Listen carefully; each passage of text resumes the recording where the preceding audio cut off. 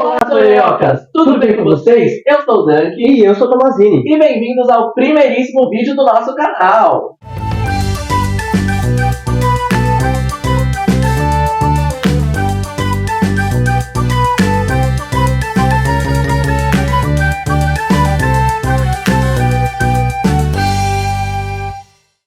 Eu tô muito feliz de finalmente começar o canal. Você tá feliz? Eu tô muito feliz. Mas como será que tá o nosso amigo Buguinho? Vamos ver. Buguinho, fala aí. Tá, vamos deixar ele se acalmar. Pra falar dos anos 90 e 2000, a gente sempre vai ter muita coisa pra comentar. Mas a gente decidiu começar os trabalhos nesse canal comentando sobre as diferenças das crianças de cada década. Até porque a gente nasceu entre os anos 90 e os anos 2000. Então o repertório a gente tem. Mas tem outras duas épocas que são muito importantes também. Os anos 80 e os anos 2010. Então vamos por partes? Vamos começar pelos anos 80. Se você assistiu Stranger Things na Netflix, dá pra ter uma ideia de como era ser criança naquela época, tirando os monstros e aventuras. Os anos 80 marcaram o surto pelos videogames e fliperamas nas lojas de shopping ou de rua. Se você está acostumado com o Spotify, você não tem ideia de como era ouvir música naquela época.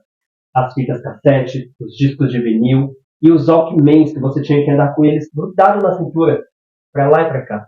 Se você tinha um desse, com certeza você era muito descolado. Aliás, ainda se fala descolado hoje em dia?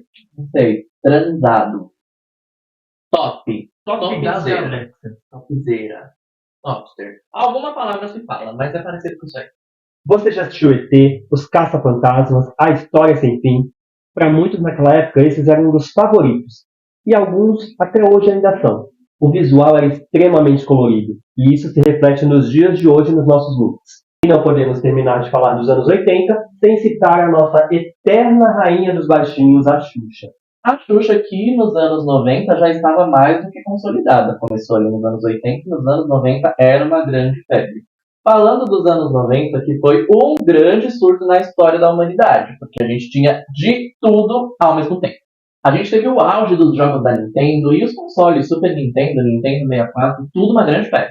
Na TV, o que não faltava era programação infantil pra gente não desgrudar ali da frente da televisão. A gente tinha um mundo de Big Man, Castelo Rá-Tim-Bum, TV Cruz, Chiquititas e um monte de coisa. Por isso a gente ainda vai falar bastante aqui no canal. Ao mesmo tempo, a TV aberta naquela época era meio esquisita, porque passava um monte de coisa ali durante a tarde mesmo que não era muito recomendado para criança assistir. Agora a gente tinha uma coisa que era tão febre, mas tão febre nos anos 90, que eram os quartos das crianças, que a gente colava um monte de estrela, planeta, tudo que brilhava no escuro. E falando em brilhar no escuro, muita coisa brilhava no escuro naquela época. Parecia que tudo era feito do mesmo material. A gente tinha figurinha que brilhava no escuro, material, brinquedo, isso sem falar dos tênis que tinham luzinhas ali na sola. Então, tudo brilhava. E sabe o que brilhava também lá nos anos 2000? O quê? La Luna. Os anos 2000 foram o auge da música pop no Brasil. Ruge, Bros, Vanessa Camargo, Sandy Júnior. Sandy Júnior que inclusive, assim, começaram nos anos 90 ali, mas nos anos 2000, gente, era a febre da febre da febre. E tudo tinha coreografia. Ragatanga correu para que as musiquinhas do TikTok pudessem andar. Na escola, os intervalos serviam pra gente praticar essas dancinhas que a gente aprendia nos programas do Domingo Legal. Sim, isso sim, mas tinha outra coisa que a gente fazia também nos intervalos da escola. A gente fazia batalha de Beyblade, batia cartinhas de Yu-Gi-Oh! Mas esse é um assunto para um outro vídeo. Mas sabe uma coisa que eu amava fazer na escola? Comentar sobre o último capítulo de Malhação. Ai, que saudade, meu Deus, eu lembro até hoje, assim, dos beijos de Gustavo e Letícia. Ai, vagabanda. Saudades.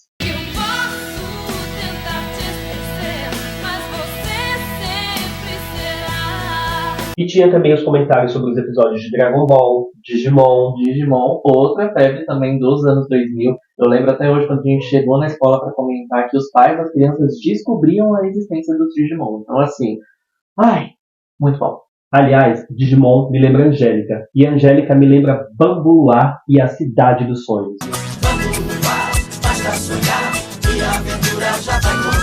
Foi aí que surgiram os sonhonhocas. Quem morava em Bambu Luar, que era conhecida como a Cidade dos Sonhos, eram os sonhonhocas. Ai, menina, saudade dos anos 2000, né?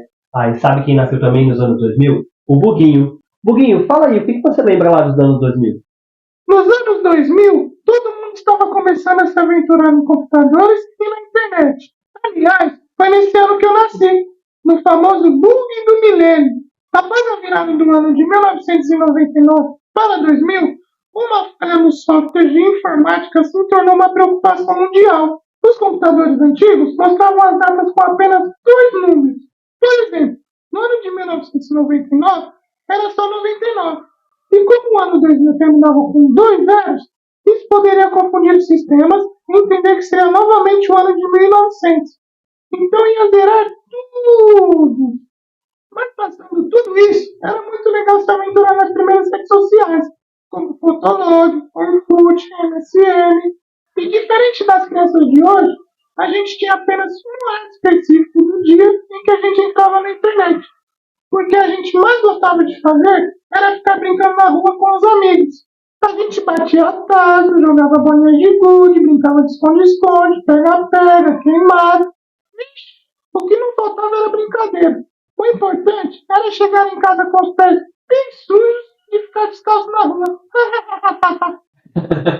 Eu mesmo chegava com o pé todo sujo em casa. Ai, sim. Mas olha, outra época que foi muito legal também, que já deixou um pouquinho de saudade mesmo estando perto, foram os anos 2010. Que assim, a gente já não era mais criança naquela época. Mas pra gente que era adolescente, entrando ali na vida adulta, tinha muita coisa legal. A gente teve muita coisa legal surgindo na música pop, tiveram outras redes sociais, mas é aí que entra a questão. Porque as crianças dessa época, conhecidas como geração alfa, completamente dependente da tecnologia. Eu, por exemplo, acredito que as crianças que nasceram a partir de 2010 já nasceram sabendo mexer no celular. Minhas sobrinhas, por exemplo, quando eu vou na casa da minha irmã, elas estão sempre lendo joguinhos ou assistindo videozinhos no YouTube. O que não tem problema nenhum, até porque a tecnologia está aí para isso. Só que na nossa época ali, vamos falar de anos 80, 90 e 2000, a gente tinha uma separação entre vida real e vida virtual. O que hoje, para essas crianças, é tudo uma coisa só. Tanto que essas crianças, que hoje em dia são pré-adolescentes, já adolescentes, têm contato 24 horas por dia com redes sociais e internet. E que criança dessa década precisou ir na biblioteca fazer trabalho da escola? Mas nem precisa, né? Porque assim, basta 2 cliques e ela já encontrou tudo que precisa no computador ou no celular. Mas cuidado, crianças, não acreditem em tudo que vocês leem na internet.